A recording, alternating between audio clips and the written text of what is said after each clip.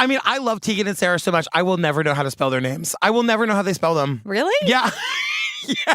That's the big takeaway? That's my big takeaway. I left with more questions than I came in with, and we're doing phonics at the top of this thing. You're mystified? I'm mystified on like a lot of counts.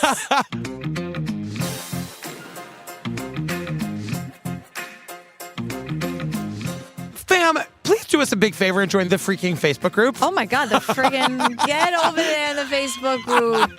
It's the True Crime Obsessed podcast discussion group. Go make friends. Go find your people. There's like 60,000 people in there. It is so much fun. Yeah, I love it. Now, this is going to be like the Tegan and Sarah week when this episode comes out because everyone's going to be posting like... All I want to get is a little bit...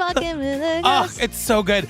Real quick, fam, as many of you know, I'm out on tour again. I'm taking my storytelling event, which is like an hour-long story that turned into a party because we got the venue bar for the whole night. So basically, it's like a little show, and then we go and we hang out and we have drinks and we take pictures and we meet everybody and we do the whole thing. Fantastic. Love it.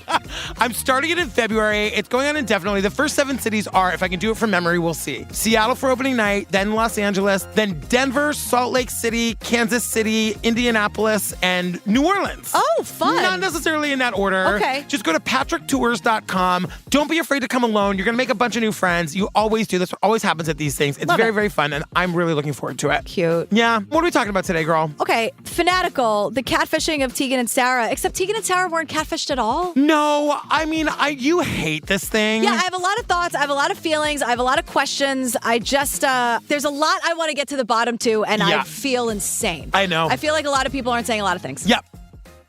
Tegan and Sarah were known as being very accessible. Messaged Tegan, and we got a response. It was very exciting. Tegan added me as a friend on Facebook. I had become friends with Tegan, and it had become a long-term friendship. At some point, she sent me a shared drive and a password. It felt off. So I reached out to her management and got a text that said, she has no idea who you are. And I said, well, then Tegan has a big problem. In the beginning, we thought it was just a leak of a demo. And then we realized this hacker had access to Tegan and Sarah's personal information. And this whole new, really scary universe opened up. Fake Tegan knew where we all lived. Email addresses had been hacked. They shared passport scans and knew their mom's medical history. It introduced the idea that it's someone we know coming after our friends, me and my girlfriend. That just made me question everyone around me. It was terrifying and scary. I was paranoid. The fear, of course, was the sort of physical safety. It got darker when we realized multiple fans had been catfished online and thought that they were talking to me. This opens in 2011, and I had to look it up because if any of you have heard of Tegan and Sarah and you're not like a big fan, the big song that you know of them is Closer. It's that Closer song. That song did not come out until 2012. So what we're about to learn, like the first half of this happens before that huge song that made them like hugely famous even came out. Yeah. So I know Tegan and Sarah very casually. Like I don't know anything about them personally, really, other than what everyone knows. Like I don't know their lore. Yeah. I'm going in pretty cold. I don't really either. Yeah. I'd never heard of them until Closer. That was where I found them. I knew Walking with a Ghost. Because when I was like, oh, right, of course. Like, it just feels like if you were kind of in the indie music scene at all in the early 2000s, obviously everyone knew Tegan and Sarah. Yeah. But I don't really know their lore. No, I don't really either. But Tegan is here. She's like the primary storyteller. Tegan and Sarah, by the way, are twins. They are lesbians. They're Canadian. Yeah. I feel like that's them in a nutshell. They are so cute. I love them. But Tegan is saying it was 2011. They'd been on tour for 2 years straight. They'd circled the globe multiple times. They're finally home. Tegan is at a party in LA. And she's like, I left my phone for 5 seconds. She got the perfect lesbian cocktail of tequila on the rocks. She goes, I was barely in the door before someone hands me a tequila on ice. She's like, post-tour Tegan. She's chilling. It's great.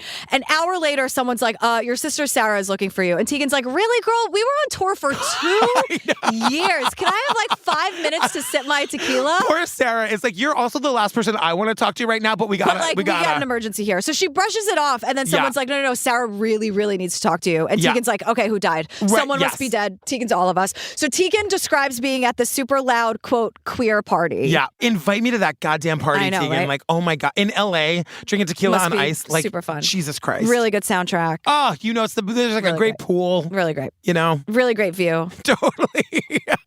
Like the chain is thrown in by Fleetwood Mac. Like every once in a while, there's like a real oldie but goodie. Anyway, come to my queer party in LA one day that I'm definitely throwing. There's like 50 missed calls from Sarah. Tegan's trying to hear what Sarah's saying.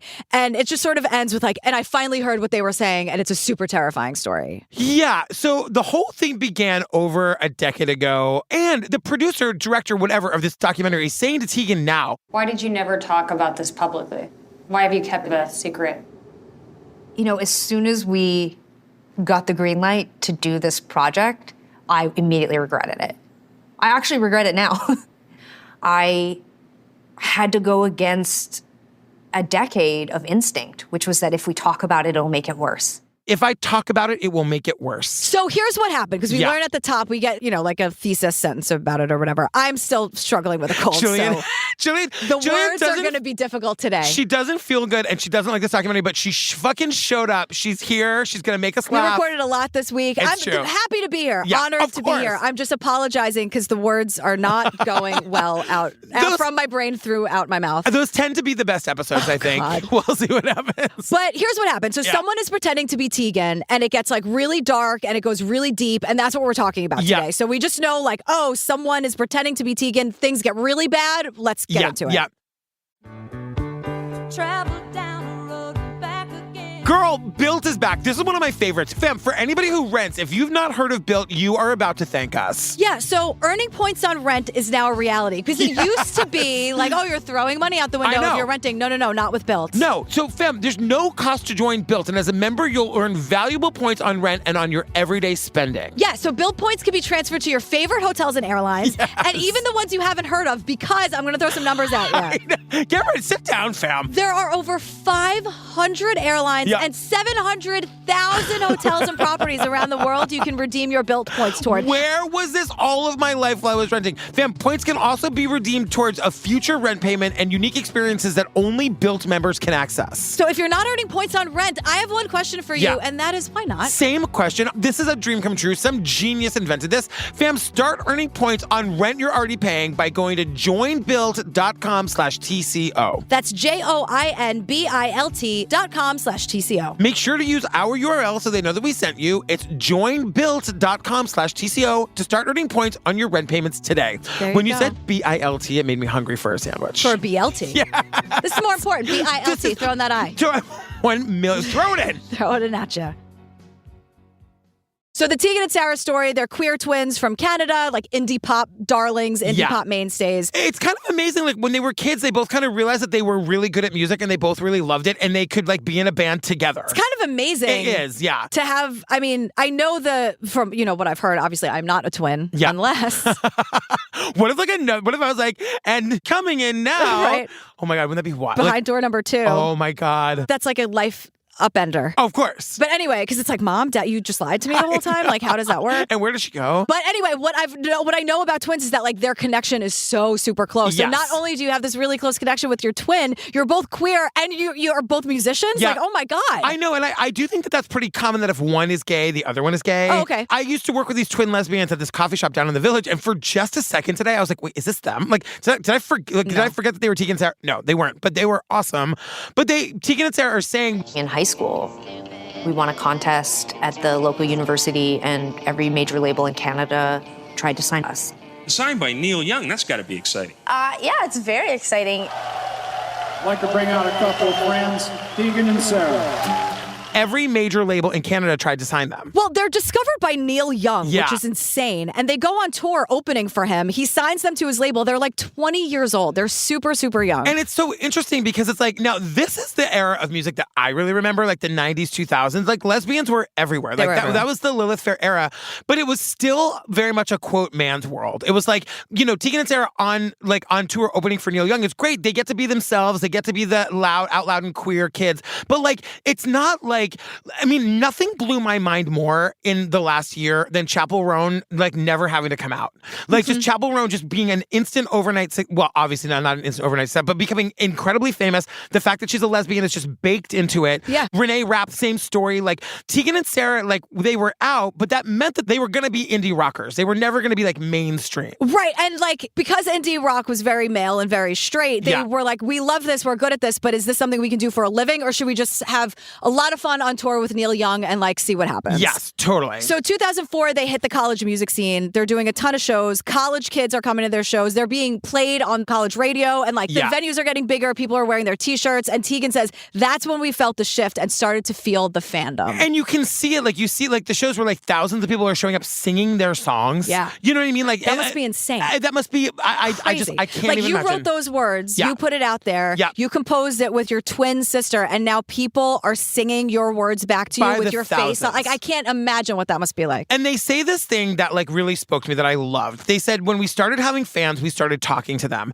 And Tegan is saying, You know, we'd go to the merch table after every show and be out there for an hour, 2 hours. I see it. Taking photos, but mostly just talking to everybody, just getting to know them. It started to feel like there were people who understood what we were trying to do and understood us. We just started to see ourselves reflected in our audience, and it felt really nice.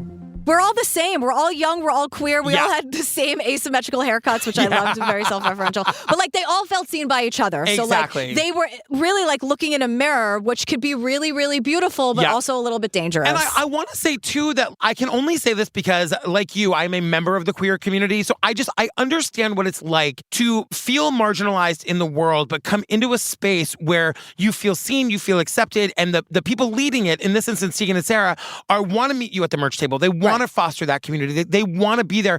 I can understand how much that means to you, you know? I mean, that is like the beauty of fandom. Yes. Like I love being a fan. Totally. I do. I Same. truly love Same. it. It does like, it's incredible. So like, I love having conversations with people who feel the same way. So there is that kind of like, oh, because no one else is going to talk to you about it. Yeah. No one else is going to feel the way you do about it. So like that thing about being a fan is like, it's a very powerful, magical thing. Can I tell you this? So I was picking up Daisy from rock climbing yesterday, and I met this mom that I had never talked to before. And she's like, oh, which one is yours? I was like, oh, that's Daisy. And I was like, which one is yours? She's like, oh, mine is over there. Her name is Teddy. And I was like, oh, cool. Weird. And then she said the name Teddy again. And I was like, that's so funny. Like, there was a show that I used to love called Sisters, where one of the sisters was named Teddy. She's like, that's who we named her after. Shut up. They named her after Teddy from... And me and this mom went down a Sisters fucking rabbit hole. Yeah. Steve couldn't believe it. That you flew home because you were so thrilled that you had that moment. It was just one of those things where we talked about Sisters for 15 minutes. It's a beautiful thing. It really, really is. It is. So Jenny is a music journalist, and she interviews Tegan and Sarah for Rolling Stone, and she's with us throughout. And she has like a really great perspective on it. She has like a bird's eye view of like, what's really happening. Yeah. And she's like, it really made huge impact to know that part of their identity was that they were queer. It's shocking to think that it's not that long ago, you know, that it was that rare. I didn't know very many queer artists at the time at all. You just didn't really have a lot of chances to see yourself, you know, reflected in somebody else on stage.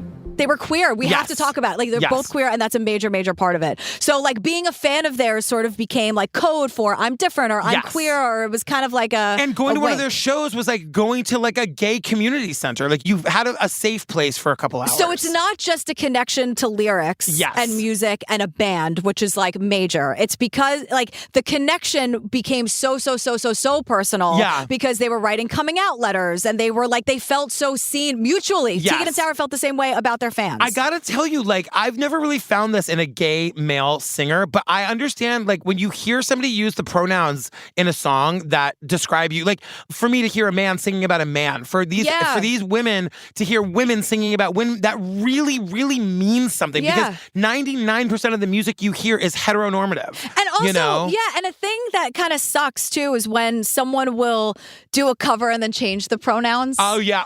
You know, I always felt kind of like, oh, that seems... You know what I thought was amazing? I know everyone hated that cover of Fast Car for perfectly legitimate reasons. That country, I don't even know the guy's name. He did not change the pronouns. And that really meant something to me. Yeah. That he was really trying to sing from this woman's experience. I understand people fucking hate that. I get it. But the fact that he didn't change the pronouns meant something to me. Yeah, I can't remember what it was. Michael Bublé, like, famously everyone got mad at him because he did some very famous song and changed the pronouns. And I was kind of like, why are we doing this, man? I know. Like, when I go no to karaoke... homo, Michael Bublé. Right? Like, when when I do karaoke, I don't change the pronouns. No. That's how the song is. Exactly. And I want to also say one of the reasons why I love this documentary is because we never get to talk about gay people. You know what I mean? Yeah. We never get a full documentary about gay people. And like, it's nice to get to focus on that for a minute. Even though like it's a shitty story about what happened. It's like, it's telling a queer story and like getting to talk about what it means to be in these safe spaces for a little while. Yeah. So Jamie's here. Jamie is, her lower third is Tegan and Sarah superfan community archivist, which is a mouthful. Like, can you imagine being a band and you have like a community, like a fan archivist? Well, Jamie's been doing this for 18 years. When they go to new states, I go there just so I can add to the map of the states I've seen them in. These are all Tegan and Sarah shirts. Put these in rainbow order so I can find the ones I'm looking for. She arranged all the shirts in rainbow order in her closet. Cute. I mean, I love that. Cute. She films and photographs their shows, doing this for 18 years. She tells us that the fan community started on LiveJournal. Yes. And she's right, like being a super fan can be kind of lonely because no one gives a shit. Yeah. And then you're sitting on your living room floor making a podcast about a musical called Hamilton that you've never even seen because everyone is sick and tired of hearing you talk about it. Yeah. You know what I'm saying? Like totally. Being a super fan can be incredibly lonely. You see, Yes. like how many times is she going to mention fucking Taylor Swift enough already? But it's like, well, no, but I totally get it. And Julie, another fan, is here, and she's saying that the fan aspect of the Tegan and Sarah shit was magical. It was a home for these people. And they're talking specifically about the early days. Yes. Julie says, like, you just had to be there. We Yes. can talk about it till the cows come home. But, like, if you weren't there, you just don't get it. Yeah. And I totally believe her. Yeah. So Pierce Henwood is here. He was their manager from 2002 to 2020. Yeah. And Sarah is explaining what was happening at shows. That community started to happen online. And that was really new. Like, this was the beginning of all of that. I mean, if you remember, Facebook was 2004. Like, 2002 was like MySpace, Friendster era. LiveJournal. Yeah, so totally. Like, that's what they're saying. So then it becomes like, well, how much do Tegan and Sarah participate? Because they're hanging out at the merch table at a show, but then it's like, is it a fan thing? Is it weird if Tegan and Sarah are involved? Like, what's the protocol here? And there was no protocol because it never happened before. No, and we meet Kim, and she's from the management team, and she says she was like the front line of all social media and email, because email was how you did it back then. Yeah. You had an email list, and that was kind of how you communicated. And she's saying, I was the front line of communication for any social media, any, email, anything that it came to me first. And so I got to see all these heartbreaking stories and heartwarming stories about how much their music meant to people. When this fandom found the internet, they found another place to gather. Right. And now, like, we're hearing a lot about what a lifeline this all is. And this is the first time I'm like, is no one going to say the word parasocial? I never heard that word until a year ago. Or boundaries. Yeah. Or I'm saying now, talking about it now, like in this documentary, no one is talking about this. Is incredibly parasocial and there are no boundaries at all and no one is saying it. But I think because if we're putting ourselves in the mindset of that time, like Tegan, again, is here to say, I loved it. I loved engaging. And Pierce, the manager, is saying they were great at building community there. And you can, from a marketing perspective, this is gold. Free, Yeah. gold, perfect. I was thinking today, I was like putting something on my Instagram about my tour. I was like, how would people ever let people know about it before social media? You know what I mean? I know. It's crazy. Yeah. So like, I can see a world in which they're like, it doesn't matter, break down all the boundaries, be everybody's best friend. Nobody knew. Nobody knew. And now we're here. Yeah.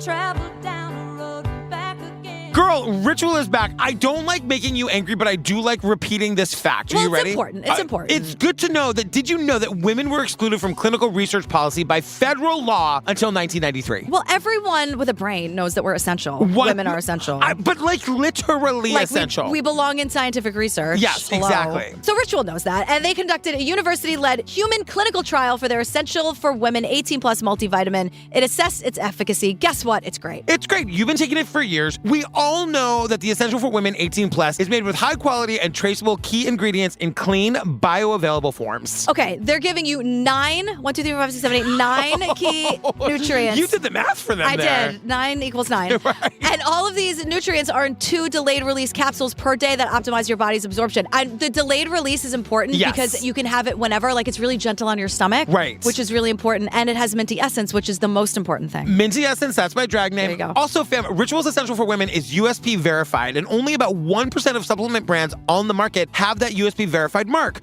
which shows the product contains the ingredients actually listed on the label. Basically, you know what you're putting in your body. That's if you're taking it on a daily basis. Yes. So fam, no more shady business. Ritual's Essential for Women 18 Plus is a multivitamin you can actually trust. Get 25% off your first month at ritual.com/TCO. Start Ritual or add Essential for Women 18 Plus to your subscription today. That's ritual.com/TCO for 25% off. You said it was minty, right? It is so minty. Usually they're like plasticky. Yeah, but not this. multivitamins like this, but not Ritual. We love it.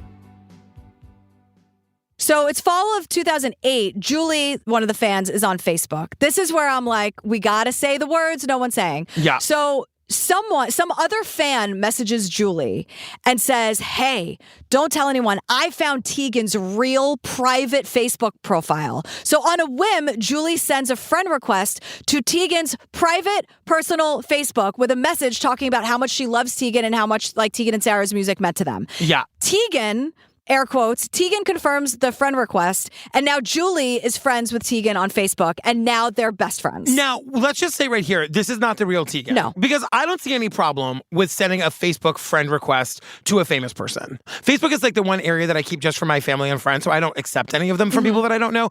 I'm here to say I don't think there's anything wrong with doing that, but I'm imagining the real Tegan had, like, I know famous people who, like, just use a different name. That's what I'm thinking this is, Yeah. and that's why I think this is a boundary issue. And it's so early on in this thing that, like, famous people didn't think to use a fake name or whatever, you know? Yeah, so Julie and Tegan become best friends. Yeah, Julian, who we know is fake Tegan. Or what they will eventually call Fegan. This is not the real Tegan, but Julie thinks it is. Right, they're talking every single day. Yeah. They're talking like they've known each other for years. Tegan's like, hey, what's up? Are you going to work today? And Julie's like, hey, leaving right now. How are you? Yeah. Tegan of Tegan and Sarah. Yeah. Like, Julie's losing her mind. The fandom is thrilled for her. At some point, she started sending me song demos.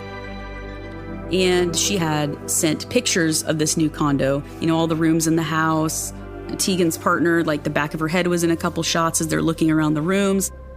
At one point, Tegan had told me that their mom had breast cancer. Super intimate stuff that Yeah. she's sending to a fan, Which supposedly. we will never really learn how this fake Tegan got this stuff. We this will is get what I some mean with idea of how they maybe got it, but we won't really know for sure. But this just means Julie, the fan, believes hook, line, and sinker it's real Tegan. It has to be. Right. And then talking about, so it's like, here are demos, here is my new condo, Yeah. and here's my girlfriend. And it's a candid photo. It's Yeah. not like it's posed. It's not like it would have been posted anywhere. And Yeah. again, remember what year this is. It's like a blurry, candid photo. Yeah. Also telling Julie about how Tegan and Sarah's mother has been diagnosed with breast cancer. Yeah.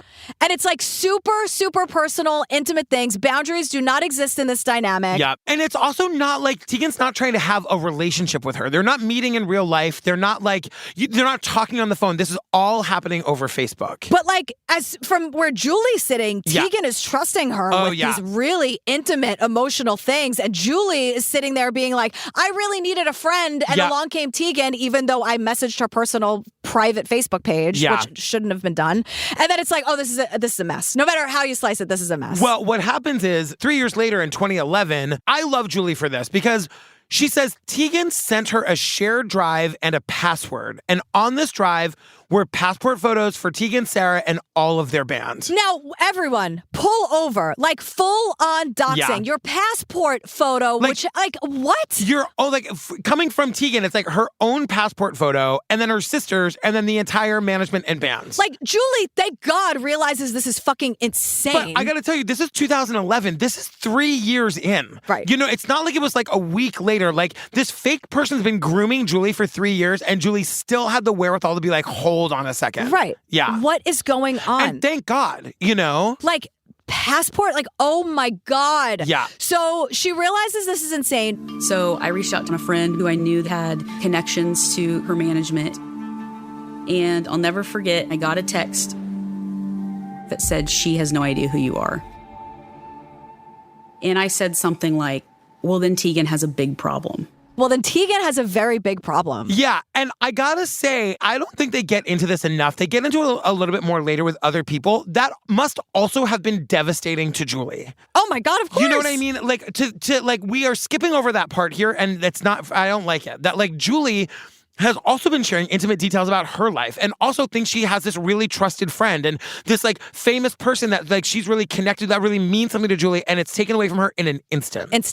So Friday, May 20th, 2011, that's when like the Tegan and Sarah world explodes because Julie is talking to the manager and saying, oh my God, this person is pretending to be Tegan for 3 years. And also I have all of these intimate photos. Like God knows what else she was sent, right? Well, because Piers, the agent, is like, thank God for Julie. She told me everything she'd been sent. There was a demo called God Help Yourself, which was a demo Tegan had written a few months ago. And Piers is saying this was an era where demos were under lock and fucking key. It's a real demo written by real Tegan, stolen by fake Tegan, and sent by fake Tegan. Somehow, this fake Tegan was able to get this like thing that nobody should have been able to get. So it's a very real demo, the very real passports. Yeah. Tegan and Sarah's mom really did have breast cancer that nobody knew about publicly. Yeah. So I'm hearing this, I'm like, this is someone in their camp. Yes. This has to be someone close to them because how else? And then the photo of the new condo with the girlfriend, like what? Right. I mean, and to think that the call is coming from within the house, you know what I mean? Is terrifying. Because I just think about like, we are on such a much smaller scale, but we have trusted advisors that we rely on for so many things.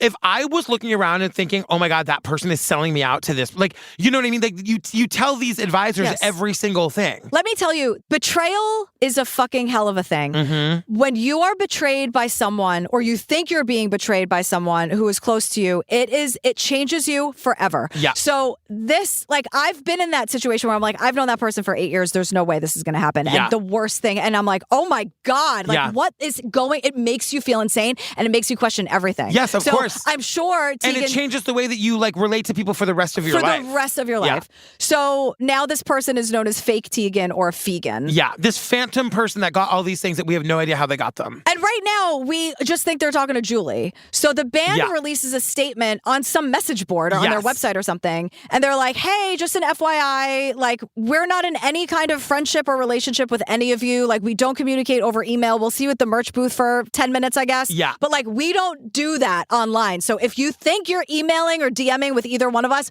you're not. You're not. And it turns out Fegan was communicating with a lot of other people. Multiple people came forward from all over the world saying that they too had been corresponding with someone who said they were Tegan for varying amounts of time. In some cases, it had been for years. Sometimes for years, there's hundreds of emails, there's videos, there's photos. Some of them are explicit, like sexual things. How many people have the passports? We're not talking about the passports. This is a major... Well, Piers, the manager is, because he's like, the passports could be open a major doorway into like major identity theft. Yes! Yeah. And it's like... And like identity theft on that level can ruin your life. Ruin your life. So again, as Tegan... It's scary, it's disgusting, it's unsettling, it's violating, it's crazy making. Yeah.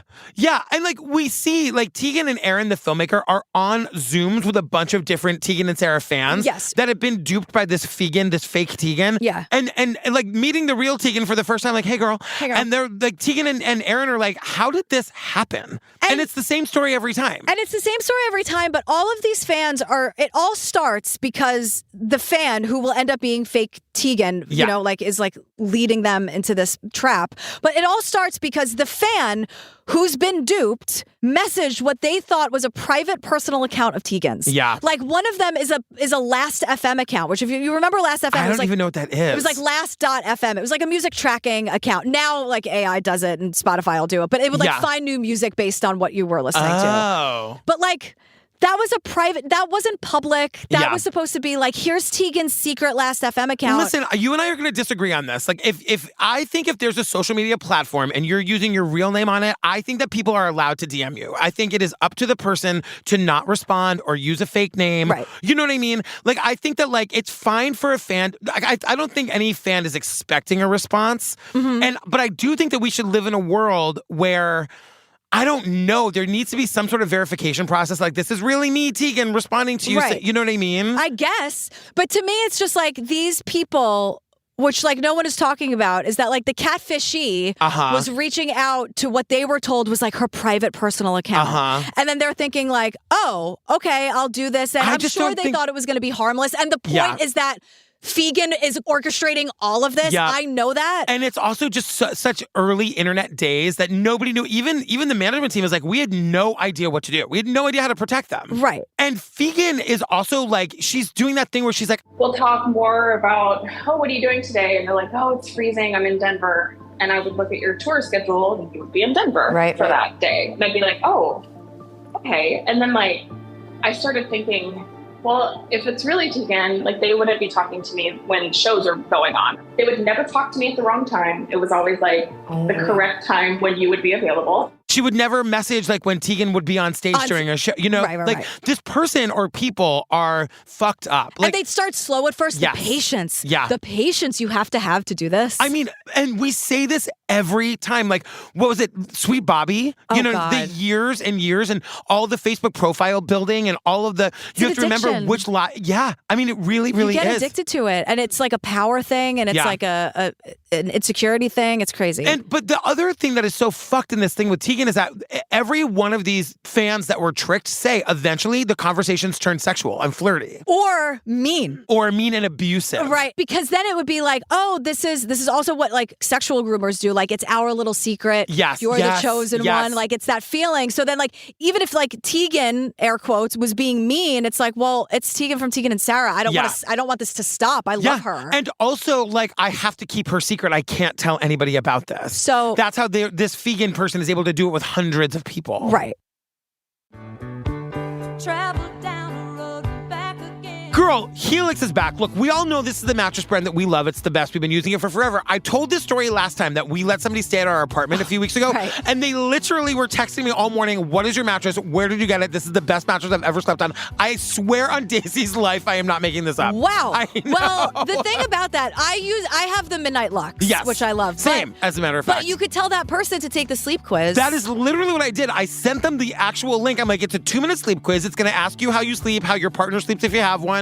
And they're like, within 2 minutes, they're going to tell you the exact right mattress for you. Yeah, and I really went through a time where I was really struggling with sleeping, and I didn't know like what to do or how to fix it. I have to tell you, this Midnight Lux really, really helped me. Because when you're sleeping on the right mattress, I don't know, it makes all, shockingly, it makes all the difference. Yeah, you're sleeping well, and sleep affects everything. Bada bing, bada boom. It starts at the mattress. Yeah, 100%. And here's the deal, fam. Helix is offering 20% off plus 2 free pillows on all mattress orders. Pillows are important too, just saying. And you get that by going to helixsleep.com/TCO. That's where you'll take the Helix sleep quiz. That's where you order the mattress. You get the free pillows. Yeah, it's great. And then you'll sleep better. And then you'll say, thank you. And we'll say, you're welcome. Can I just say one more time? That's a really great deal. Fam, you got to go check it out. It's helixsleep.com/TCO. And like, once again, figure out the mattress for you. You get 20% off plus 2 free pillows. Yeah, for all mattress orders. I mean, it is the season to get free pillows. Yeah. Good night, everybody. Give yourself a gift of pillows. Yeah, in a not creepy way. Good night. Bye. Sleep well. Get out of here, she's saying. Here. No, sleep well. Go to bed. Girl, DraftKings Casino is back. It's that wonderful time of year, girl. Holidays on the house at DraftKings Casino. With this season's offerings, you'll unwrap everything on your list. Exclusive games, huge jackpots, and exciting rewards. Fam, DraftKings is offering a warm welcome to new players with $100 instantly in casino credits with just a $10 wager. Plus, everyone can get in on the action with a holiday reward every week. So fam, sign up with code TCO because the holiday cheer is here. Only on DraftKings Casino. Girl, give them some information. Gambling problem? Call 1-800-GAMBLER. In Connecticut, help is available for problem gambling. Call 888-789-7777 or visit ccpg.org. Please play responsibly. 21 plus, physically present in Connecticut, Michigan, New Jersey, Pennsylvania, West Virginia only. Void in Ontario. Eligibility restrictions apply. New customers only. Opt-in required. Casino credits are non-withdrawable and expire in 168 hours. Terms at casino.draftkings.com/promos. Get into it, everyone. Tis the season. Tis the seas to play DraftKings Casino. Now, Tara is another person, another fan that's Catfish. Now, this person is not sitting down with us. We only hear Tara over the phone, but Tara will become a major part of this story. Yes. She was a fan since she was 13. She's now 34. Yeah. But the thing about Fegan being mean and abusive and everyone putting up with it is that, like, eventually someone's not going to want to put up with it because it's dangerous because people are saying that they would try to confront real Tegan about the shitty stuff fake Tegan was saying to them. That's dangerous. And the thing is, remember, like at this point early on, Tegan is still going to the merch table. So like if you're abusing this person online for a year, pretending to be Tegan, she's going to show up at the merch table and be like, bitch, why are you being like that? And Tegan's going to have no idea who this person is. And it's and remember like where we started, the intimacy, the connection, the parasocial, we know that word now. Yeah. But like it's a very intimate thing. And the reality is you don't really know them. So when you think you've been talking to Tegan for 3 years and you went through all this emotional stuff and then she's being a dickhead and then you want to confront her, like that's really dangerous. And this is what happens to Tara. Tara's saying their fake relationship that Tara thought was real turned abusive. When it started to get like really volatile, I would get texts like, I'm drinking all the time and Sarah's really worried and it's all your fault. None of your friends actually care about you. They're all going to leave you. And it just got really ugly. Tegan is saying, I'm drinking every day. Sarah's worried about me. It's all your fault. Tara tries to confront Tegan, like the real Tegan, at a show. Tegan freaks out, has no, just looks scared, runs away. But these people still explain it away. It's like in Sweet Bobby, where Karit, saw Bobby in real life, saw him at the nightclub in Brighton. And she's like, he was being weird and, he looked like he didn't know who I was. But, that must have been, he must have been drunk. And we make these excuses in our head because we want these relationships to be real. We want it to be Tegan. But it is, if you really, and I think everyone has done that now. I know it was a different time. I know everyone was very emotional and it was Tegan and everyone loved her. But for anyone to be sending you a demo, your favorite person on earth is sending you a secret demo. My manager will kill me, and they don't know you. I would fall for this, no question. If I was communicating with Paula Cole, let's say my favorite, Chapel Roan is sending me a demo, I hook, line, and sinker. And the thing is, it is the demo. Yeah, the demo is real. That's exactly right. So it's very easy. Yeah. That's why I don't think these fans have done anything wrong. There's one woman that we meet that was texting Tegan's cell phone. I agree with you. That is different. Too much. But I think that if you're on with your real name, you don't owe anybody a response. But if they didn't do anything wrong by taking a shot, Yeah, it's when they're told this is her private secret account that she doesn't want anyone to know, and I unearthed it, and here you go. Sure. That to me is a big line. Yeah. And no one is really talking about that either. Yeah. It's also different back then because I'm thinking about Twitter, Instagram, Facebook. The only way that could be secret would be if you used a fake name. You know what I mean? You're not so if Beyonce is on Twitter or whatever, she's gonna get DMs from everybody. Right. And Beyonce isn't in her own DMs. Exactly. But I'm just saying that I would never begrudge a fan for taking a shot. Now, if you're seeking out their secret private whatever and you're told it's their secret private whatever, then you shouldn't do that. Right? Yeah. That's what I'm saying. Yeah. For these people who are super accessible anyway, that's why we're here. Yeah. That's why everyone believed it, because Tegan would do that. Well, and Tegan is going to say at the end, and it takes her a long time to get there, but she's like, I'm really proud of the Tegan and Sarah community and the fans, but fan culture is, I want to know more, I want to know more, I want to know more. It's insatiable because you won't ever really know me. You're never really gonna know me, ever. But we can't change. It's the way human beings are. That's why the boundaries have to be established. They have to be established. Yeah. So Max is here. Max is a social psychologist and a cyber terrorism expert, and is going to teach us about the psychology of catfishing. He's also the calmest guy I've ever met for such a big scary job. He's I don't know why we're talking. This is very simple. Yeah. It all makes total sense to Max. Yeah. It's all about the catfisher's. Catfisher? Yeah, the catfisher's insecurity. So it's a way for them to feel confident and secure. He says there's a significant psychological reward. It's a power move. It's about control. We've learned about this. He also says that women, he says it's primarily women who seem to be able to pull this off. He says young women are really good at this kind of manipulation. I didn't love the way that he said it, but I was whatever. It sounded misogynistic to me, but he's saying that I think statistically, when this happens, it's usually a woman doing it. And I think for the fandom, for someone to be so obsessed with Tegan and Sarah to want to do this in their fandom, look at their fandom. It's 99.9% queer women. Totally. Yeah. But once the secret is out, the fans are devastated. Now, people who were catfish, the band is ruined for them now because now it's either Tegan was really mean to you or you thought you were confiding in a hero. You're embarrassed. It's you're mortified. And again, I go back to it turns sexual so many times. They also say this word a lot too, the violation of it. Major. And now also Tegan and Sarah are also out there living in fear. Because now the person, whoever this Fegan is now hacking Tegan and everyone around Tegan. Their tattoo artists, her friends, family, managers. Tegan would get emails from her friends and colleagues being like, hey girl, can you send me that password that I needed? Yeah. And then the friend would be like, I didn't send you that. Oh, so like her friends, it's like if Ashley was being hacked and Mike was being hacked and you were being hacked and Natalie was being hacked. Yeah. Also sending me emails. Yeah. It's so crazy. But it's also like that story. I have two things I want to say here. Number one, I saw recently the most horrifying TikTok of Taylor Swift talking about somebody asked her, is it true your bodyguards carry around wound care? Oh, yeah. Like, and Taylor looks horrified and she's like, I'm not going to really get into this, but we need it. Of course. Her bodyguards need to be able to have life-saving equipment on them standing 1 foot from her, which is that is insane. Oh my God. But the other thing with Renee, she's the one who tells the story about Tegan called me and she asked if I remembered the email I sent her asking for her password for her file sharing program. I was like, absolutely not. I would never do that. What are you talking about? What are you talking about? I never fucking did that.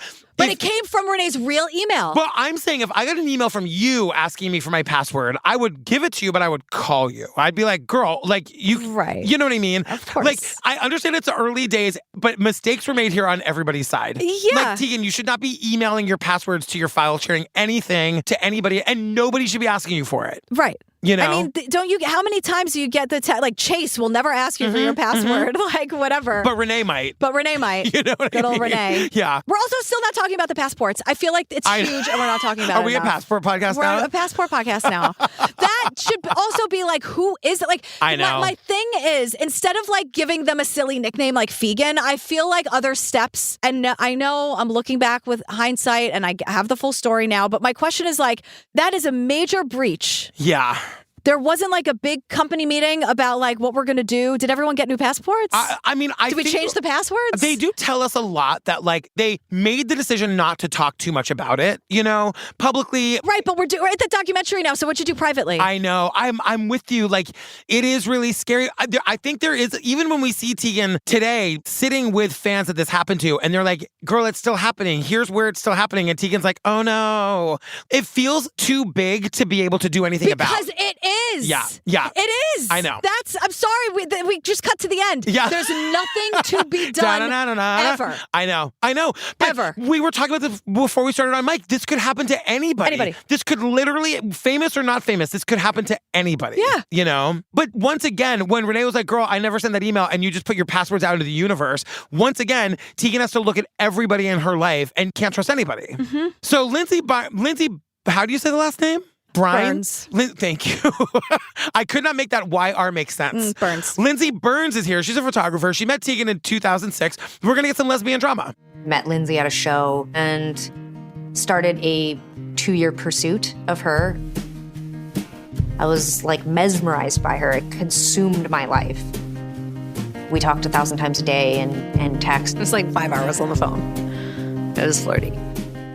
But then she didn't want to date me. Yeah, but they're constantly texting and emailing. Yeah. It's what we would call now a situationship, I Sure. would think. But like nothing really ever happened between them. But Tegan was very obviously in love with They eventually Lindsay. become in a relationship. Then later in the documentary, we get like, now Tegan's out to dinner with Lindsay and her new girlfriend. And I'm like, I love lesbians so I know. much. They just never leave each They other. never They leave. just stay. My mother has friends from 49 years ago. That she doesn't even like all that much.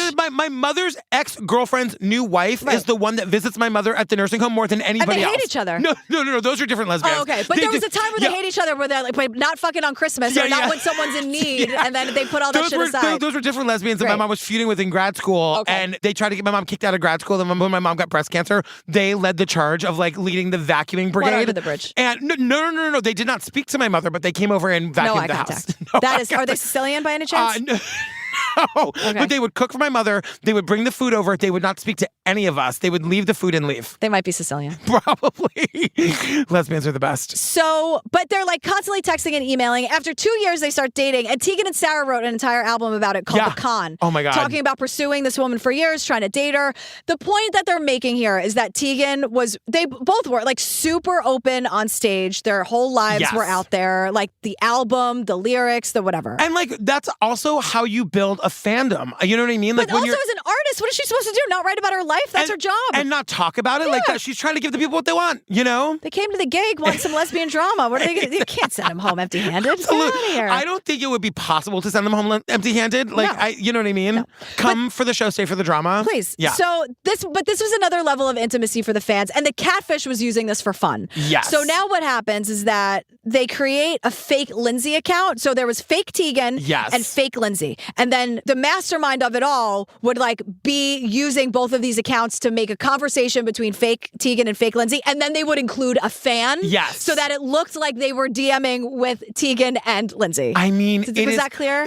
I mean, it's as clear as you can possibly make it. Also, this is after the passports, after the this. Like, the thing is, the Catfish has been around for years, and like, it's a little bit like, oh no! Again, where was the big meeting about the passports? Where was the boundaries? I love you everybody? to death, but we got to move on from the passports. But like, my point is, shouldn't boundaries been up just a little bit? I'm not saying don't write about your life. None of this is Tegan's fault. I'm just saying, like, shouldn't you maybe? I mean, been it's the conversation you've been having with me for 8 years. I'm trying, man. You know what I mean?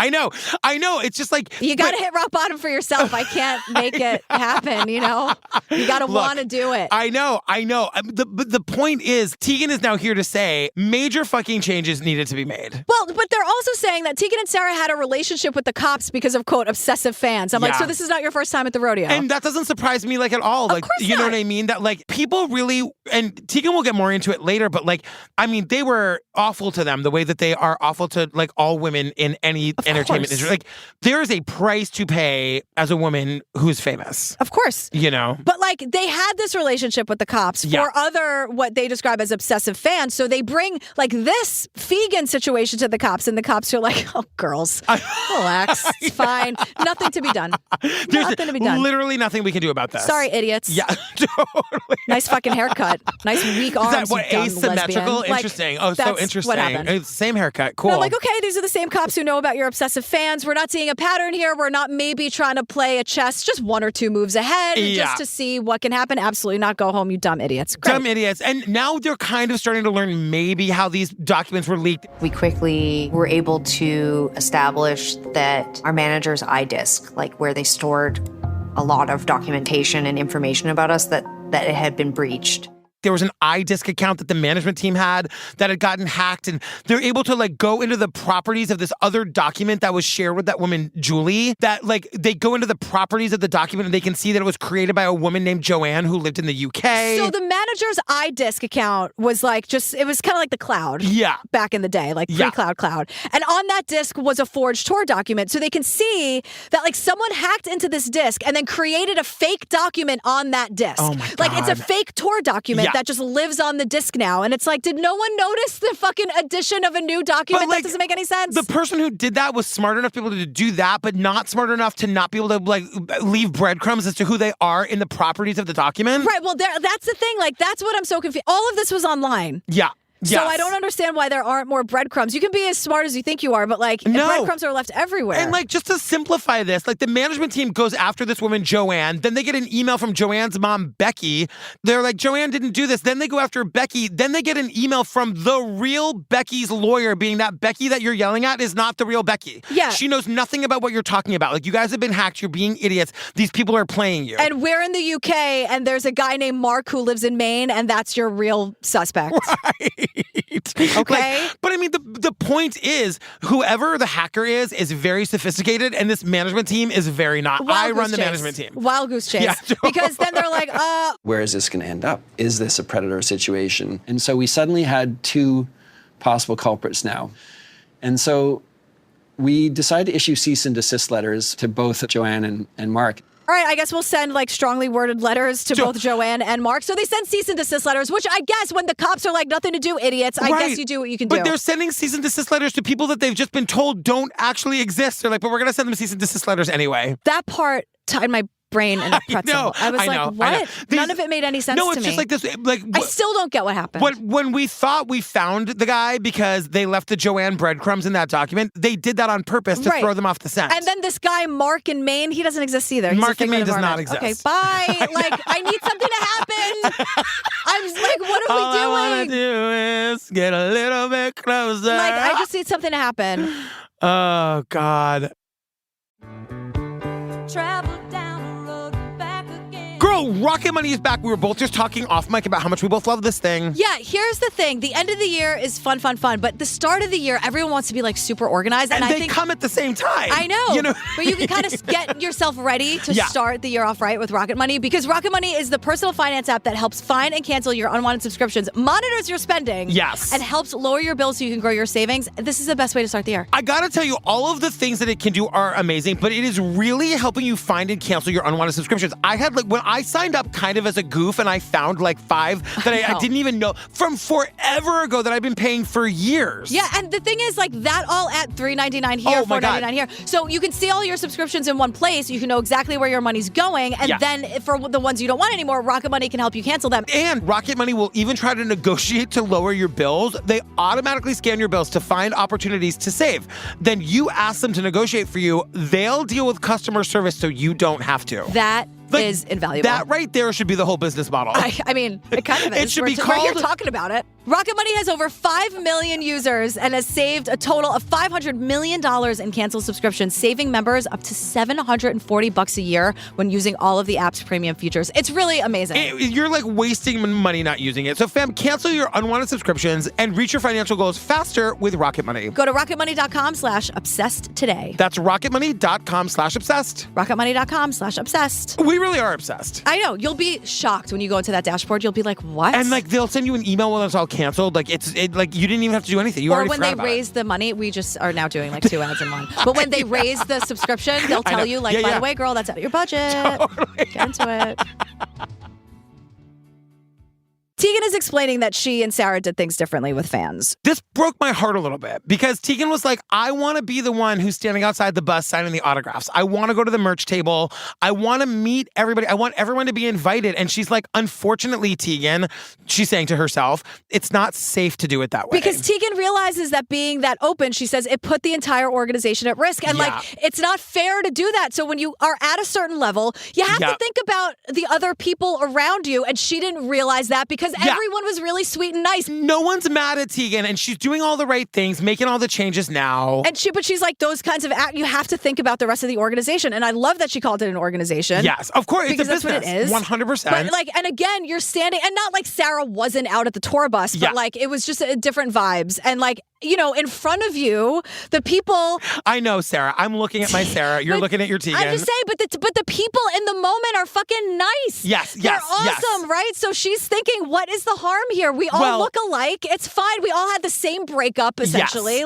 In that moment, and Tegan is totally open to it. But the problem is, and I'm sorry to say, fans, too bad. This breaks the original fans' hearts because they're just kind of like. We immediately introduced VIP, ticketing. So there was no more going out to merch table, no more standing in front of the buses signing things, no more walking the lineup. I just created more of a formal process to connect. We had their names, their email addresses, there was a photo of each person that met us. It was just more controlled. And they were mad. They think they're getting too famous and we're nothing to them. Look, the fact of the matter is, the more fans you have, the less you can interact with them. 100%. That is a fact. That is like the fucking theory of relativity or whatever. It's gravity. It's science. So if it's VIP tickets, no more hanging out at the merch booth, or they're making things more official and more professional. And the fans are mad because it's this sense of entitlement of I've been here. I heard you on college radio. Yes, how dare you? And what's wild about that is it's just what you get for that fan is you get the cred of being able to say I was there first. It does not. That's all you get. Give you access. No. No way. And especially and unfortunately Tegan and Sarah can't hold a meeting with their biggest fans and say we got to keep ourselves safe. We got to distance ourselves a little bit. They just do it and the fans just have to accept it or not. I mean, of course. Yeah. That is so crazy. But in my brain, I'm can we all just get on a Zoom so I can explain to you what's happening here? No. I know. I'm the Tegan, you're the Sarah. I know. I mean, it's just so bizarre because Tegan, I want to say, to all the Tegans. You could just say Patrick. Of the world. I'm picturing her out at the tour bus, right? Yeah. Or at the merch table. And I understand because that's fucking fun. Yes. I understand. It's really fun. And in the moment, of course, to your face, nice. They're nice to you. Uh-huh. But like in the moment when she's there, she's like, what's the harm? You can't see past that because like we were saying earlier, they were feeding each other in a really very real, beautiful, magical way. So it's hard to like see past that. But Tegan, you don't know them either. Exactly. Like it goes both ways. So when it's parasocial both ways, that's not great either. Yep. And what happens in this moment is this is when that song Closer happens. And there's something about that song that blew them the fuck up. And when I got to tell you, when it played at this point, I burst into tears. Oh my God, really? I loved this song so it's a great song. much. The whole fucking album is so good. I mean, I loved it. And I haven't heard it in forever. Yeah. And it was them on Letterman. I remember them being on Letterman. I like, stayed up to watch them on Letterman. I mean, they're doing the late night shows. Taylor Swift has them as special guests on the Red Tour in 2013 I know. in the LA stop. It's incredible. But with this, we're learning. There was also an influx of wild, obsessive, unwell, stalkery, intrusive stuff that was happening. Our videos would leak online 2 nights before they premiered. Our record leaked online 24 hours before it came out. Everything we would get in our heads and be like, is it fake Tegan?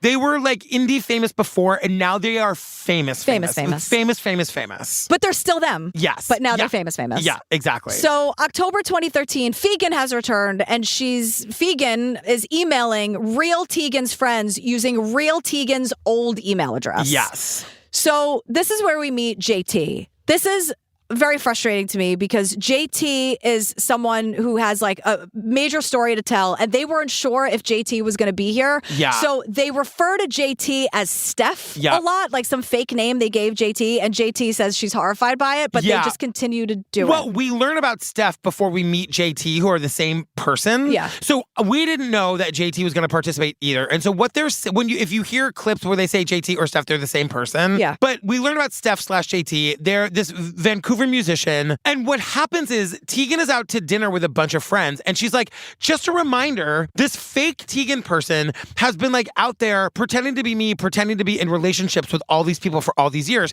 And Renee, Tegan's friend, is like, girl, you know that person Steph/JT? They've been saying that they've been in a secret relationship with you for years as well. So like this person that Tegan's been hanging out with kind of on the reg over the last couple of years secretly thinks that they are secretly in a relationship with Tegan because of Fegan. So let's rewind. Okay. Because here's what happened. Because it's impossible to make it make sense. No. JT is a Vancouver musician, and they explain. I grew up in Edmonton, Alberta, partially in a group home.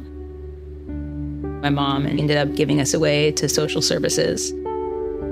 Music for me was like the one thing that made sense. That was the only place that I could truly express what I was feeling in the moment, and it was like safe. Music was super important to her, and especially like queer musicians, and that was like a big thing. So in 2007, JT meets Tegan through a friend. They meet at a dinner party, and they kind of ignore each other the whole time because they're both awkward. Yeah, they're both kind of into each other, and so they definitely ignore each other. And it was like a setup, and that's always kind of like that pressure of the person setting you up, like looking at you, like just leave me alone. JT is fucking awesome, by the way. So later that night, Tegan texts JT, and Tegan's like, hey, like let's hang out and be friends in real life. Kind of friendly, kind of flirty. They did meet up a couple times for coffee. It doesn't really go anywhere. Yeah. Because Tegan goes everywhere. She goes on tour. She gets big and she goes on tour, and they're staying in touch, kind of. And it's just one of those things. But it's all emails. It's all emails. So this goes on for a few years, and sometimes the emails are really, really long, like long letters. Sometimes they're more like texts, but it goes on for years. Sometimes there's like a lull in the conversation, and JT reaches out to say hi, like, hey, it's been a while. Just saw you like on the Red Tour with Taylor Swift. How's it going? Just for clarity, up to this point, JT is communicating with the real Tegan. Yes. The real Tegan. Then after that lull, like of a year or two or whatever, JT checks in, hey, what's going on? JT gets an auto response back. I am no longer using this email address. Be advised, delete this email from your address book. Here's my new one. Yeah. My new email. So JT starts emailing the new email address, and it's like no time has passed. And this is Fegan. So JT is no longer communicating with Tegan. She's communicating with Fegan, but doesn't know it. But she was emailing real Tegan, who's like, this isn't my address anymore. Use this one. Yeah. And then Fegan was like, what the fuck? I know. And who knows how that happened. But we do know that JT is now communicating with fake Tegan. Unless Fegan hacked that account, locked Tegan out of it, and then was sending that fake auto reply. Because Tegan does say later on that she got hacked twice and had to change all of her stuff. So, like, you know what I mean? So it's the hacker directing people to make it look even more like the real Tegan. Exactly. So it's all like, hey, like, haven't heard from you. Like, hope all is well. Like, you know, JT's trying to, like, kind of ask for tickets, but not really ask for tickets. And just saying, you know, like, just trying to get tickets. You're all sold out. Like, are you going to release any more? Which is the way you try to play it cool when you kind of knew someone and now they're super famous and now you're still trying to be friends, but everyone's asking for tickets. If any of my shows sell out and you guys want to see them, just DM me. I will get you in. Of course you will. I will get, if I have to stand you in the dressing room. Great. We've learned nothing. So I am always available on all of my platforms at any time. So Tegan's like, hey, actually, we aren't releasing any more tickets. The guest list is pretty full, too. Yeah. Ouch. I saw that. I'll let you know if any space is free up. How are you? So this Tegan, even the new guest Tegan. list is pretty full, too, girl. So. Which, like, nobody, like, JT did not ask about the guest list. Like, this Tegan is harsh. Well, because it's not the real Tegan. Fake Tegan can't get real tickets. And also, to be clear, real Tegan, this is no shade, I'm just telling you a fact. Yeah. Real Tegan isn't bending over backwards to reach out and check in with real JT either. So, like, the lull kind of happened for a reason. They went separate roads in their lives, which happens all the time. I'm just saying, the real Tegan wouldn't have said this, but also the real Tegan isn't trying to be friends with JT right now anyway. 100%. For no other reason than life is happening and she's famous. Yeah, and it's like, so then this is what always happens. Like, the communication between JT and fake Tegan becomes more consistent, then it becomes, like, sexual, and then it becomes abusive. Right. So it's like, you know, do you miss me as much as I miss you? Right. Like, blah, blah, blah. But then JT, who's like, girl, I know you in real life. At this stage, I remember, like, eventually just being really annoyed that we hadn't met up because I had seen she was in Vancouver. So I got a little bit more bold and I was like, why aren't we meeting up? And basically being like the ultimatum, like, if you don't show up, I'm like not interested in continuing to talk to you anymore because this is insane. I'm not going to continue to talk to a ghost. JT's not a fan. JT's 100% right. Right, because JT's a friend. JT's not somebody who, like, met Tegan or Fegan through the music. Like, they were friends first. Right, and JT, like, good for you, JT. This is the right move. Yeah. But Fegan's like, you want a ghost? I'll show you a ghost. Yeah. Never talks to JT again. Yes. So the management team now, like, that's one side of it. Yeah. Meanwhile, all the Fegan stuff has been happening with Tegan and Sarah, and then the management reaches out to JT to explain what's going on. Now, can I take this for a second? Please. Because in a twist that I did not see coming, JT is the first person we meet who, when they're told, like, no, that wasn't the real Tegan, you were talking to fake Tegan, JT doesn't believe it. JT is saying, that is not true. That is the real Tegan. She was awful. She's abusive. She's afraid that I'm going to, like, expose her, and now she's sending her management team to shut me down. Because if JT knew Tegan in real life, she had 2 emails, multiple phone numbers. They were friends. Yes. And she feels that she was treated really badly by Tegan, that Tegan, like, made it romantic, made it sexual, all via email, then ghosted her. And JT takes to the internet and starts talking shit about Tegan, like trying to expose her as a bad person because JT does not believe that Fegan is real. And so JT is saying, I will stop, I will cease and desist, but I want an in-person apology from my former friend. This is a perfectly reasonable request. Who has mutual friends. Yes. They were set up on a date. Like, everyone knew them. Tegan is saying, like, I knew JT through multiple friend groups. Like, they knew each other. And JT is like, you want me to believe that that is a fake person I've been talking to? Get the real person to come and tell me. And she doesn't. So even now, like today, JT is pissed at the real Tegan because at the end of the day, JT is like... Tegan and I knew each other in real life. She never reached out. She never said, I'm sorry. She never gave me her side of the story. The real human response to something like that, no matter who you are, is to make sure the other person who was involved in the wreck of this mess is okay. Nobody made sure I was okay. You should have just checked in. Yes. Like, we knew each other in real life. And she goes, to this, no one ever checked on me to see if I was okay. Yeah. And I know everyone's going through a lot, and I know Tegan's life was a mess because of this, but I 100% hear what JT is saying. Well, being I like, agree. Like, wait, now it's happening to one of your friends. It's not just a fan of yours, girl. You know, and I understand that, like, Tegan had 80 advisors around her saying, like, you do not comment on this at all. You don't say anything. You stay quiet. The only way to make this go away is just stay out of it. You don't do anything. I get it. She's being advised. And, like, she's also here to say, like, my mom's sister was dying. Everything. I was losing everything. Everything was a mess. Everything blew up. Yes. And then what happened is that JT doesn't get what they want, which is a personal communication with the real Tegan to like prove it. So JT goes online and tells a story from JT's perspective, which involves talking a lot of shit about Tegan. And if you're JT, like, where's the crime here? I totally agree JT. with you. Because the other thing, what happens to JT, who has no power, if I may. Yes. Because JT was, like, one of the things we didn't get to was JT said when they moved to Vancouver, she didn't know who she was. She wasn't, like, she didn't feel loved and accepted anywhere until she started working at lesbian bars and in the music scene. And all of a sudden she's saying, After that, a lot of people didn't want to be around me. Like, music spaces became uncomfortable for me. I didn't want to be even in queer spaces. I still don't want to be in queer spaces because I could feel people's conversations and their body language and their energy change when I entered a room.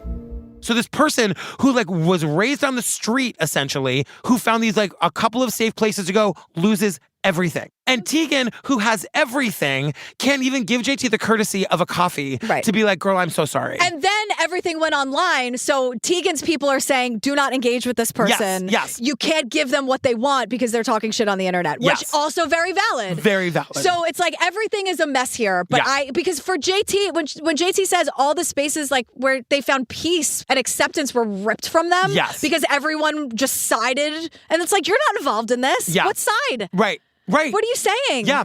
If you just zoom out and see it from the perspective of, like, JT as a person with no power and Tegan as a person with all the power, it's kind of hard to feel sorry for Tegan. It's in this moment. It's tough. It's all, but I know everyone's life was exploding, so whatever. Yes. But, like, at first, everyone, including me, and I still think this, that Fegan has to be someone they know in real life. Yes. Right? Well, I don't know if Tegan is going to be so willing to just give her passwords at the request of an email. That's true. Which we know did happen. I mean, remember when, like, Hillary Clinton got catfished for her passwords? Like, I mean, people fall for that shit. Smart people fall for that shit all the time. So the passports. And I'll tell you this: if Piers, the manager, is in his own brain being like, "Oh my God, that time that I got that suspicious email and I clicked that link," or he's certainly not going to tell us on camera. No. You know what I mean? He very easily could know exactly what happened. Then but he's why just are not we here? I'm really asking. No, I know. If we're going to finally make this all these years later, I know. What are we doing? Well, he's not the manager anymore. So well, he's not. But I understand, like, the passports are on the shared. Oh, we're back to the We are. passports. Because but that I understand. That's the management file, whatever. But like the photos of her condo, I'm just trying to think if the whole thing is like nothing was really online before. Yeah. Where did we get these intimate personal photos? I got it. Well, they're not that intimate. They're intimate in the sense that they're, like, in her home. They're not, like, sexy photos. I got to tell you, I think that I am like Tegan in more ways than one. She probably, like, emailed them to somebody. And like this person now has access to, like, old email accounts that Tegan doesn't even look at anymore because she, like, got hacked and she changed them. So now there's email pictures that were, I mean, I'm sure there's, like, a trove of pictures in those email exchanges. And Tegan is, like, willingly giving up her passwords. It probably isn't that complicated. Right. So the point that they're making is that, like, everyone thought it had to be someone close to them. But Tegan's like... But when I actually went through and read some of the conversation between Fegan and Julie, I realized that they didn't know anything. It was, like, more like headline information. Yeah. And so that is when I realized that this was a fan talking to other fans and that these people did not know us. They're headlines. Even though they were able to get the demos and they had the information about their mom's cancer and all that stuff. But this is where we kind of just, like, we got to talk about fans a little bit. Yes. Because fans, for the most part, are amazing. Yes. But everything gets to a point where inevitably there's a very shitty faction of people who will ruin it for everyone else. And it happens every time. In every industry, in communities of all sizes. Yep. And the thing about music that's so fucking great is that, like, you can put any meaning to a song. Any song can speak to you. Yes. You can feel very strongly about relating to lyrics that someone wrote that's like, oh my God, these lyrics are my exact situation. Yeah. No, they're not. Right. But how gorgeous that you get to feel that way. That's the beauty of it. That's what makes being a fan so incredible. And that's why the connection between fans is magical. You're sitting there talking about sisters at rock climbing. You know what I mean? Like that. God, it's so fucking great. How gay can I get? It's you know so what I mean? great. It is. It's so great. But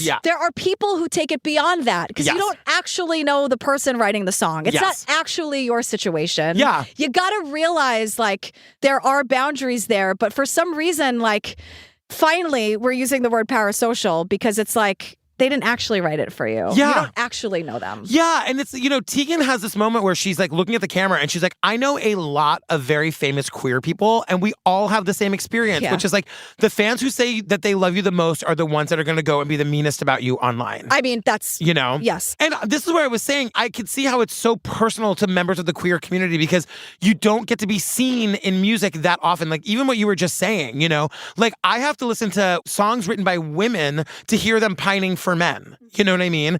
So for these women to hear songs written by women where they're pining for women, it's even more meaningful for them. And you look the same. And you look, have, you know, it's like, it's it's just like we're all one. Yeah. And like in a lot of ways you are, but not in like the most important way. Yes. You don't know each other. 100%. That's it. And how beautiful that you feel seen by this person. But you know, like there is something about, I gotta say that like, I was listening to somebody say the other day that like, whenever they see a kid that doesn't want to be famous, they feel like the parent is doing a great job because the kid feels seen and celebrated in their own life. They're not looking for that later.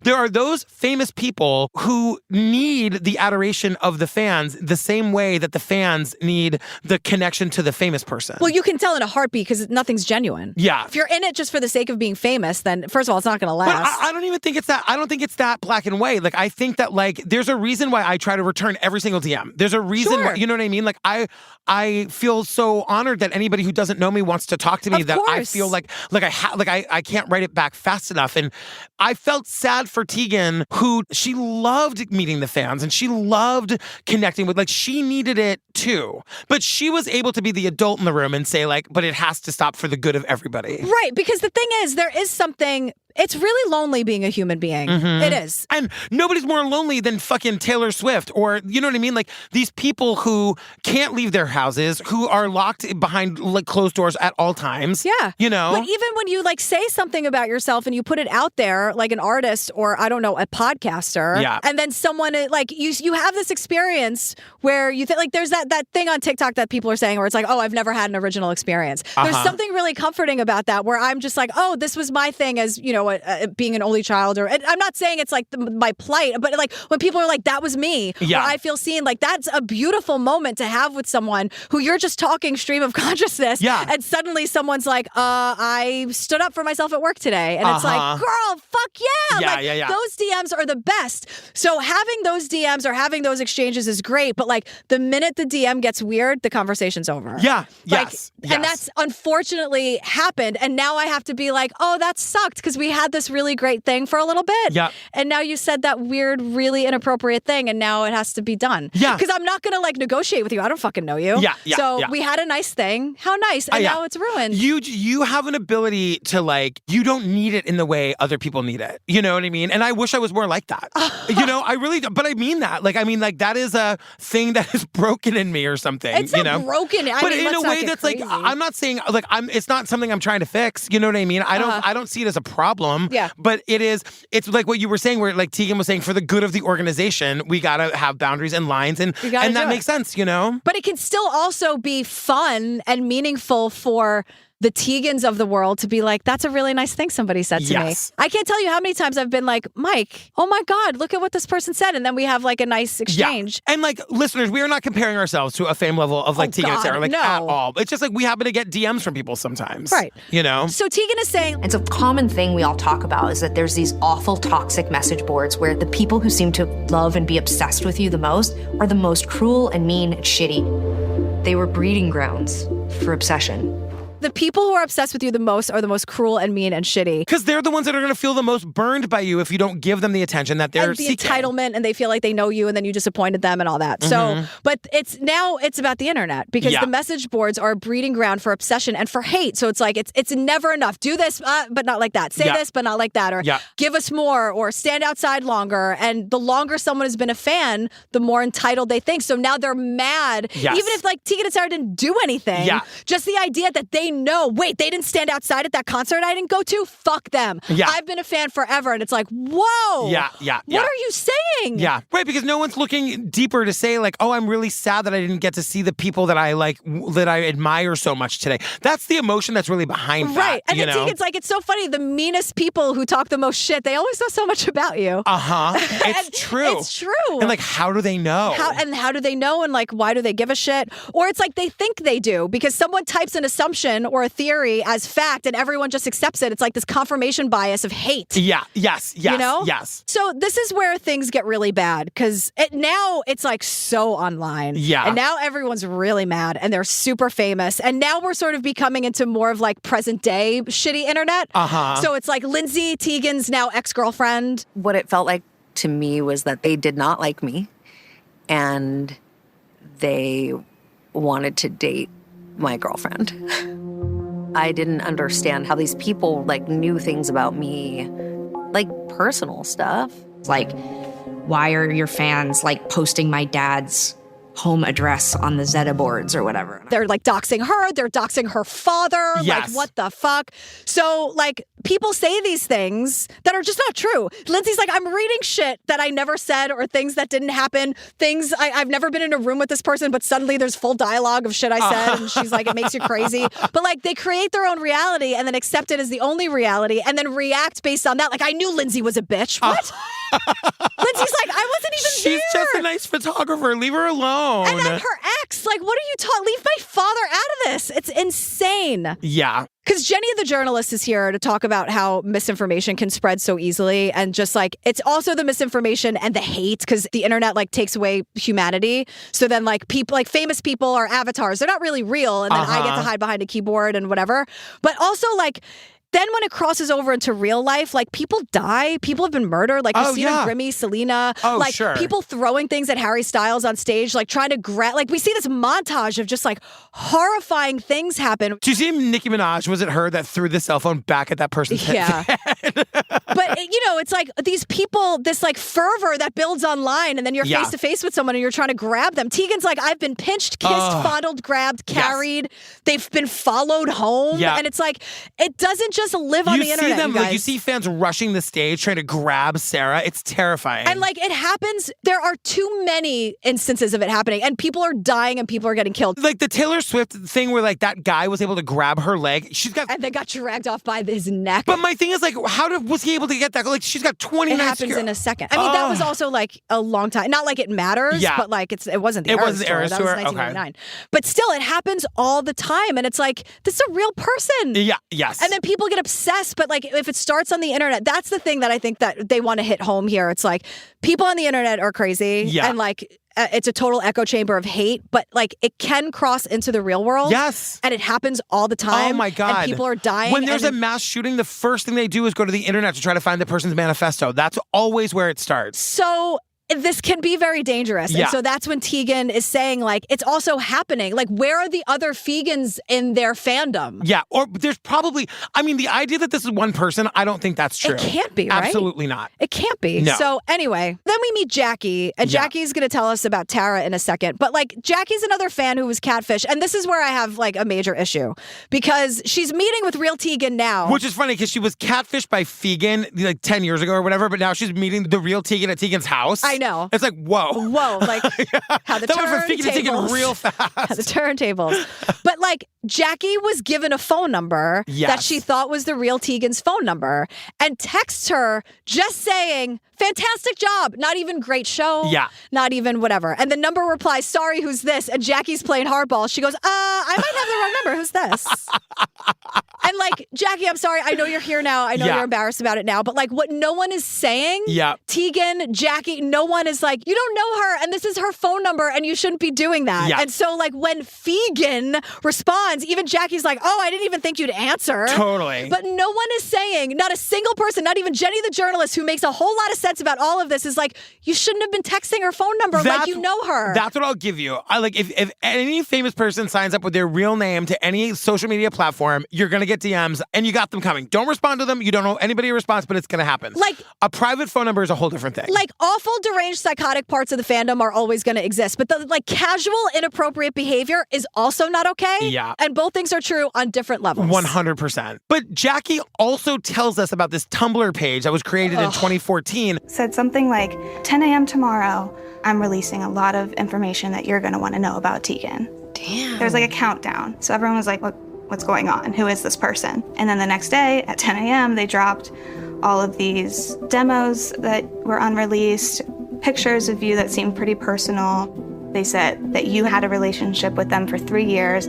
Basically like a dump of somebody's terrible experience of like years and years of communicating with Fegan, thinking it was Tegan. And when they made this Tumblr page, it was to expose the real Tegan for being so awful because they didn't know that it was a Fegan. So this person is Tara, Tegan plus Sarah. Who we That's met the name. last time. Yeah, and she's the only person we haven't met in person, only on the phone. So it's 2014, and this Tara person, Tegan plus Sarah, Hardy Har Har, real original. I didn't occur to me, but okay, great. Okay, great.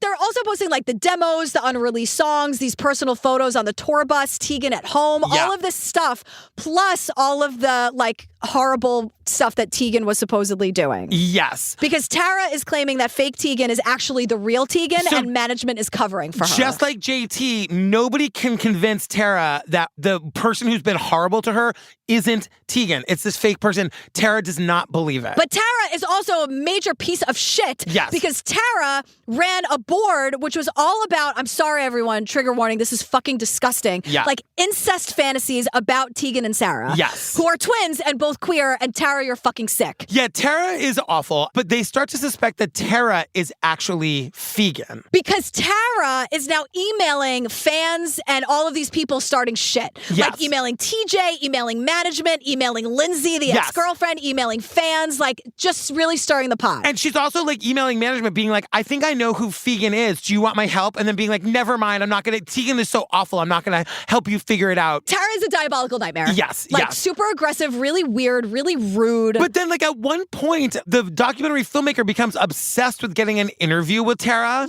And now Tara also happens to live in Maine. And remember there was Matt from Maine that was also suspected of being Fegan.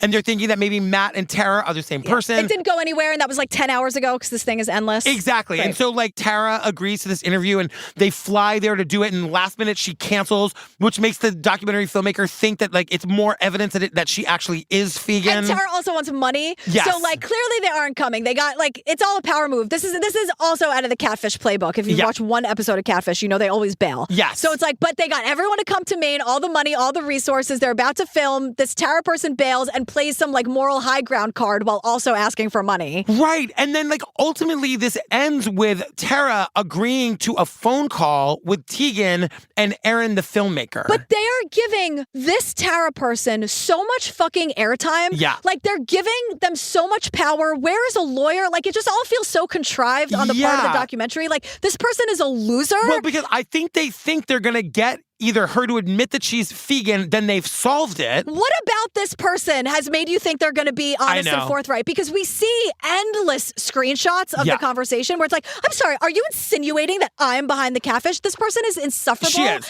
And all you're doing is giving her exactly what she wants. And like, we don't even need to get into the phone call because it goes on for 10 minutes. And at the end of it, Tegan is like, she's not Fegan. Yeah, I hope you're hungry for nothing because nothing fucking happens.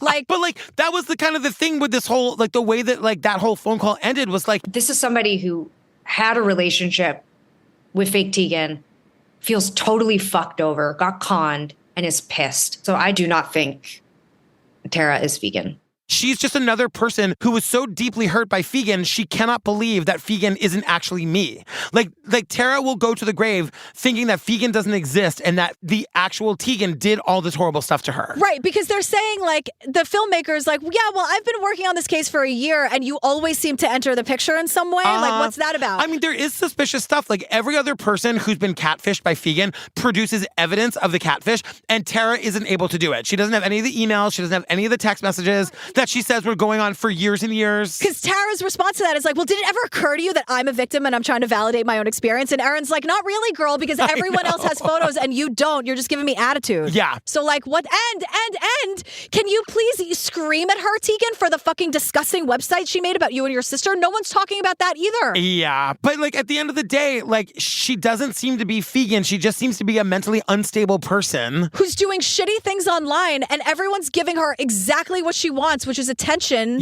from everybody. And like, it finally ends. Like, the last thing that happens is there's like a reconciliation between JT and Tegan. Remember, like, JT was the one from the beginning that was like the only one who actually knew Tegan in real life. Yeah. Can I just say one thing? Because Erin, the filmmaker, is like, well, after all that, I guess we'll never know the truth.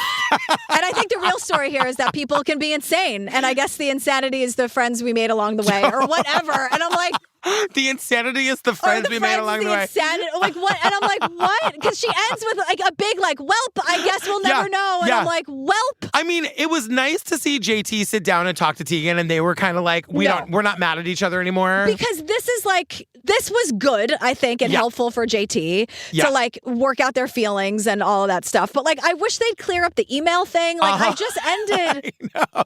They could have cleared it up a little bit more. Where like, JT's like, are you mad at me? And she's like, no. She's like, are you mad at me? She's like, no. No. Okay, I'm sure. Great. Like, they hug at the end. But also, they're not making lunch plans, though. It doesn't seem like they're going to hang out. Because also, the damage has been done. Yeah. There's nothing. I'm sure you can have a lovely conversation over like green tea or whatever. Yeah. But like, JT was still ostracized from the community that she found peace in for the first time in her life. Like, that ship has sailed. Like, the damage is done. Yeah. We get to the end, and this is where Tegan says, like, we may never know who Fegan is, but like, the thing about fan culture is that fans just want more and more and more.